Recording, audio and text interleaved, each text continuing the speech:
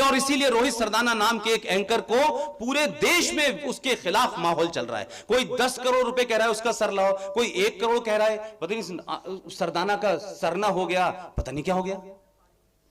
इसलिए कि सरदाना के साथ इस देश के लोगों को खड़ा होना चाहिए था। उनकी चुप्पी की वजह से उनकी जो है आवाज को ताकत मिलती है। ये इश्यूज आपके सामने हैं भाई।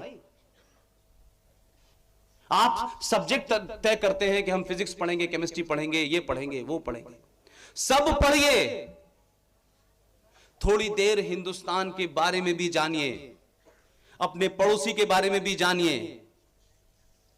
कि हम किस दौर से गुजर रहे हैं। और आप अगर इस दौर में खामोश रहेंगे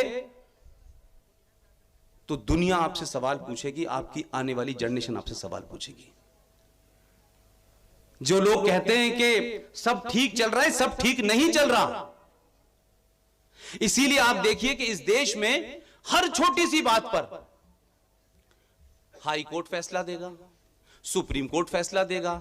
नाली साफ करो तो सुप्रीम कोर्ट बताएगा, दही हांडी की लंबाई कितनी हो तो सुप्रीम कोर्ट बताएगा। आप ये भी बताएगा कि इस देश के अंदर जो महाकाल है उज्जैन, उस पे 50 लीटर पानी डालो या 5 लीटर पानी डालो, इस सुप्रीम कोर्ट हो क्या है भाई? ऐसा लग रहा है कि इसके जज बेरोजगार खाली हो चुके हैं, इनके पास कोई काम नहीं है। अजीबोगरीब मामला है।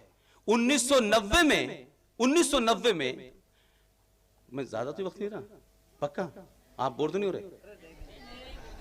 1990 में कश्मीर से पूरी एक रणनीति के तहत, क्योंकि आपको आधी रणनीति, आधी कॉन्स्पिरेसी, आधी प्लानिंग तो हिंदुस्तान के पर्सपेक्टिव में नजर आती है, लेकिन जहां से बनती है मैं उस मुल्क में भी जाता हूं। और जैसे आप लोगों ने मेरी 4-6 लाइनें सुन के कहा कि आप समझते हैं कि मैं मुसलमान हूं, वो मुझे 24 कैरेट का ही मुसलमान समझते हैं।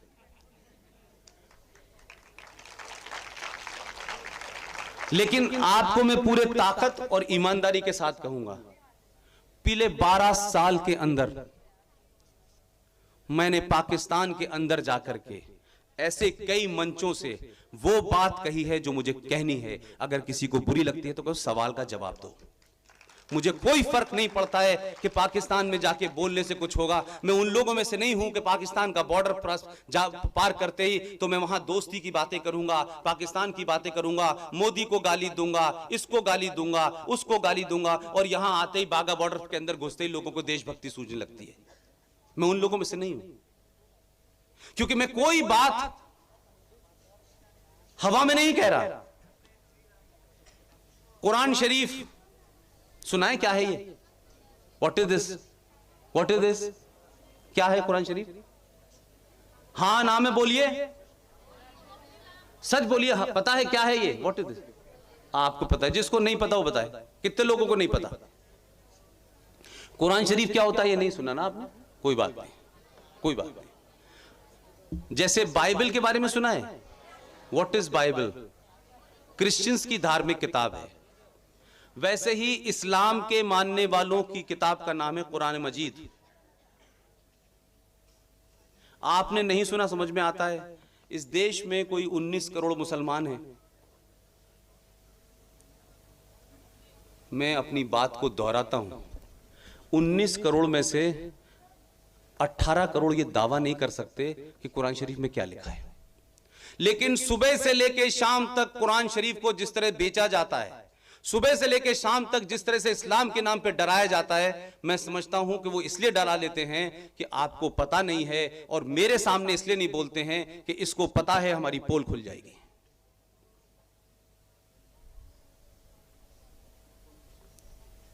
आपका न बोलना और इस देश की जुडिशरी को अजीबोगरीब चीजें याद आती हैं।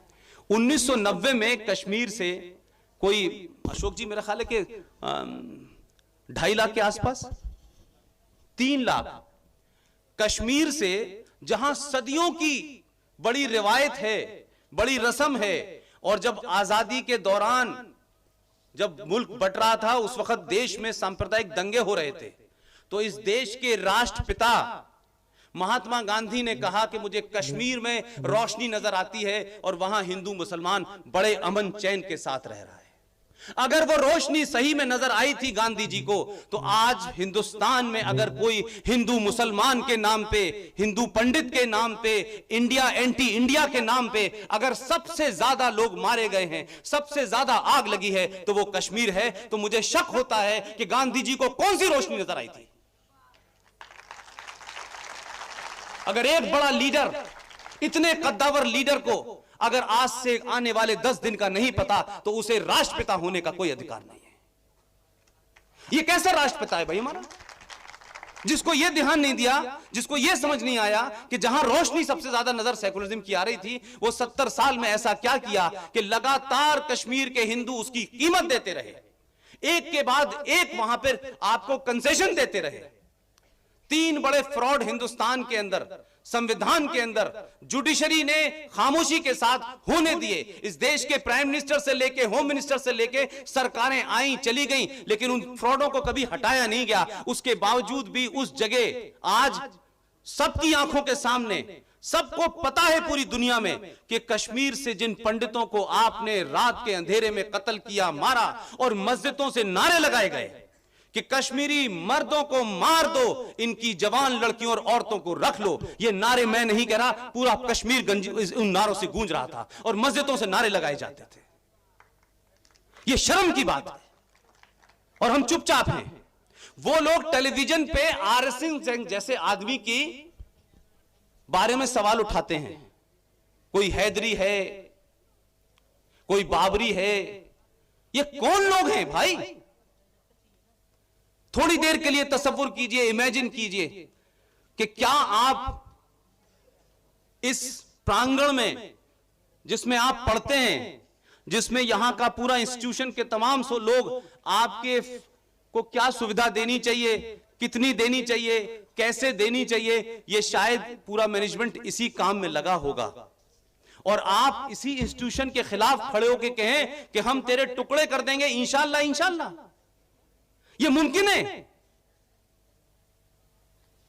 लेकिन इस देश में जेएनयू से लेके जादवपुर, जादवपुर से लेके हैदराबाद, खुले आम लोग कह रहे हैं भारत तेरे टुकड़े होंगे इंशाल्लाह इंशाल्लाह, और तर्कों से टेलीविजन पे उन्हें बचाया जा रहा है, समझाया जा रहा है नहीं वो ऐसे लोग थे, वो भटके हुए लोग थे। जेएनयू में भटके हुए लोग पढ़ते हैं, ये मुझे पहली बार पता चला। तो ये क्या है? इस देश में ऐसी ऐसी बातें करो, जैसे कहते हैं ना कि पानी की में कितनी तर्क है, उसमें पत्थर फेंको तो लहरों से पता चल जाता है कि पानी कितना जोर का उबलेगा। ये पत्थर फेंके जा रहे हैं पिछले कई सालों से। इस देश की मेजॉरिटी के तहम्मुल, उसके पेशेंस, उसके उसके उसके उसके क्या हिंदी में कहते हैं, धैर्य को, वेरी करेक्ट, उसके पेशेंस के आप इम्तिहान ले रहे हैं। पहली बार किसी सरकार ने ये जो 16-17 फ्रॉड थे, हुर्रियत कॉन्फ्रेंस जो 1993 में बनी, उसको उस भाषा में जवाब दिया जिसको 70 साल पहले दे देना चाहिए था। और यही वजह है कि बहुत सारे दिल्ली के अंदर सेकुलर मुनाफिक मक्कार जगह जगह घूम रहे हैं। देखिए साहब, बच्चों पे गोली मारी जा रही है, देखिए बच्चों को मार दिया आपने, पूरी दुनिया में यहां से लेकर यूएनओ तक जा रहे हैं। इन लोगों को याद रखना चाहिए कि आजाद भारत के अंदर तमिलनाडु का कोई छात्र अगर यहां बैठा हो, तमिलनाडु के अंदर एंटी हिंदी मूवमेंट चला था और अन्ना दुरई ने मशीन गन से गोली चलवाई थी। उन लोगों को तक तकलीफ नहीं हुई थी। माओइस्टों के ऊपर गोली चलती है तक तकलीफ नहीं होती है, लेकिन जो लोग भारत की रिट को चैलेंज करते हैं, जो आर्मी पे हथियार उठाते हैं, जो रिटायर्ड फौजी को मार देते हैं, जो काम करने वाले पुलिस वाले को मार देते हैं, उनके हक में हमारे देश के ह्यूमन राइट एक्टिविस्ट आ जाते हैं।